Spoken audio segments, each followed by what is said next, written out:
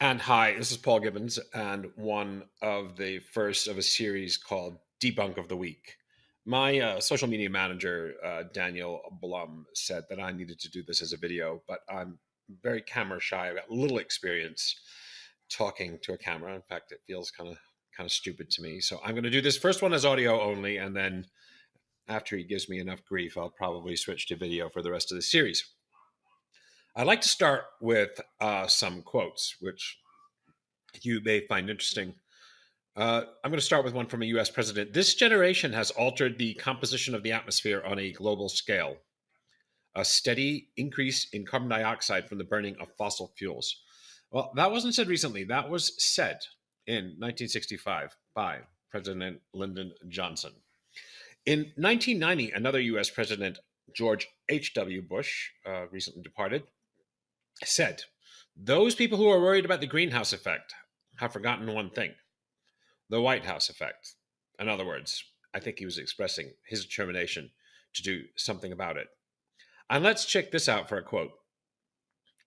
"Today, I'd like to focus on just one of those challenges. And among environmental dangers, it is surely the most serious of all. Whether we call it climate change or global warming, in the end, we're left with the same set of facts. Good stewardship, prudence, and simple common sense demand that we act to meet the challenge and act quickly, instead of idly debating the precise extent of global warming or the precise timeline of global warming.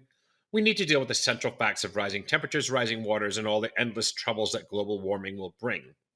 We know that greenhouse gases are heavily implicated as a cause of climate change, and we know that all of the greenhouse gases, by far the worst, is carbon dioxide." Well, that's not quite accurate, but we'll leave it. "And it results from fossil fuel combustion. By the year 2012, I'm giving you a hint when this was said, we will seek a return to 2005 levels of emissions, and by 2020, a return to 1990 levels, and so on until we've achieved at least a reduction of 60% below 1990 levels by the year 2050.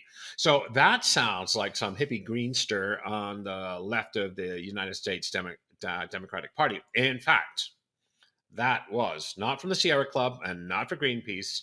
It comes from a US presidential candidate, a certain John McCain, and it was said in May 2008. 4 years later, a reality television host and real estate developer, who shall go unnamed, tweeted, "The concept of global warming was created by and for the Chinese in order to make the US manufacturing non competitive." By 2016, climate change had become a shibboleth for US Republicans. During the last campaign, I can't remember if there were 14 or 16 Republican candidates for president in the 2016 election, and 100% of them said that climate change, in fact, wasn't a problem, or was exaggerated, or we could afford to wait on it. So, how did that happen? How did something which was not only a scientific consensus, but a political consensus across the left and the right of US politics happen? So, first of all, there's the idea that this is a new thing, but in 1896, a scientist called Svante Arrhenius, one of the founders of, I guess, the discipline of physical chemistry and also a Nobel Prize winner, developed a mathematical model estimating the effect of CO2 on global temperatures. He hypothesized then that burning fossil fuels, that's 120 years ago, could produce greenhouse gases and thereby warm the planet.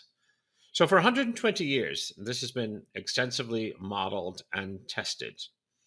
And it's as widely a notion as accepted in science. Science is never certain. Scientists never say we're 100% certain of something. When a scientist says extremely likely, that is about as confident a view as they express. And so in 2013, when the Intergovernmental Panel on Climate Change, IPCC, delivered their report, they concluded that it is extremely likely that human influence has been the dominant cause of observed warming since the mid 20th century. The largest human influence has been the emission of greenhouse gases such as carbon dioxide, methane, nitrous oxide. Climate projections summarized in the report indicated that during the 21st century, global surface temperature is likely to rise between zero point 0.3 and 1.7 degrees C, which is about half a degree to 3 degrees Fahrenheit. But that's the lowest of their estimates. The highest of their estimates is 2.6 to 5, 4.8 degrees C, or about 5 to 9 degrees Fahrenheit.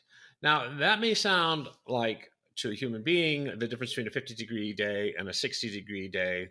And for those of you, like most of my family, who come from Scotland, that would be a welcome change. In fact, from the point of view of the Earth as an ecosystem, those are extraordinary levels. These findings from the IPCC have been recognized by the national science academies of all the major industrialized nations, and that list includes NOAA, the National Oceanic and Atmospheric Association, the National Academy of Sciences in the US, the American Association for the Advancement of Science, the American Geophysical Union, the American Meteorological Society, NASA, and the IPCC. And on the denier side, there's the Institute for Energy Research. Guess who they work for? Americans for Prosperity. Guess who they work for? The Heartland Institute. Guess who they work for? The Cato Institute, the American Enterprise Institute, the Manhattan Institute, the Competitive Enterprise Institute, the American Legislative Exchange Council, ALEC, and the Heritage Foundation. So those are all right-wing think tanks, and there's not a climate scientist among them on their staff. I invite you to consult their web pages. And so what happened here was something which has been called the tobacco strategy. It was the most ingenious strategy ever developed to combat scientific near certainty. One of the architects of the tobacco strategy, Peter Sparber, who was an executive for the Tobacco Institute Research Council. It's never called Let's Keep Smoking Legal Council. If you can do this for tobacco, you can do it for everything. And then the views of a Republican pollster: should the public come to believe that the scientific issues are settled, their views about global warming will change accordingly. Therefore, you need to continue to make the lack of scientific certainty a primary issue in the debate. That's from Frank Luntz, a Republican pollster. And so, in a very great book called Merchants of Doubt by Naomi Oreskes, who's a scientist, a historian of science, a philosopher of science, she describes how tobacco industry did it. And in the very briefest way, in 1952, Reader's Digest magazine, which was the most, I believe, widely read magazine in the United States. Back then, I never haven't seen one in 30, 40 years. It was very widely read, and they titled an article called Cancer by the Carton. And that got the public's attention. And by 1952, they had categorically shown that smoking caused cancer in animals. And they were still to make the link that it caused cancer in humans. But by mid-1960s, they'd done that in the Surgeon General of the United States, whose name was Luther Terry. I think I worked with his son in London. He was Surgeon General of the United States. And then he said categorically that smoking caused cancer and that it was also implicated in heart disease and a number of other ailments. And he said that categorically in the mid-60s. And yet, it wasn't really until 2010 that the United States began to do much about it legislatively. And in fact, Obama signed a piece of legislation, the tobacco legislation, in 2010. So it took 50 or 60 years for us to get to where we are now. Where are we now? Well, what's interesting, only 500,000 people die per year in the United States of tobacco-related illnesses. Only 500,000 people. If you compare that to the number who die from terrorism, it's about in the dozen. If you compare that to the number of people who die violent deaths at the hands of firearms, that's about, from memory, it's 13,000. So we're dealing with orders of magnitude different, and it's still, even though smoking rates have gone down from 40, 50% to, I believe they're around 14% in the United States right now, People are still dying in the not millions, but half a millions every year. And it's estimated that the restrictions on tobacco advertising and the decline in usage saves something like 1 million lives a year in the United States alone. That's a lot of lives. But still half a million years. And if you can imagine to yourself that there's a product in the grocery store, say it was near the orange juice and the milk. And that product caused, well, let's ask ourselves a question. How many deaths a year would that product in the grocery store have to cause before it would be removed from the shelves? Well, I'll tell you what, it's probably fewer than a dozen. It would just, be removed. And if you imagine a pharmaceutical product that caused deaths in the, dozens or hundreds, it would almost certainly be banned.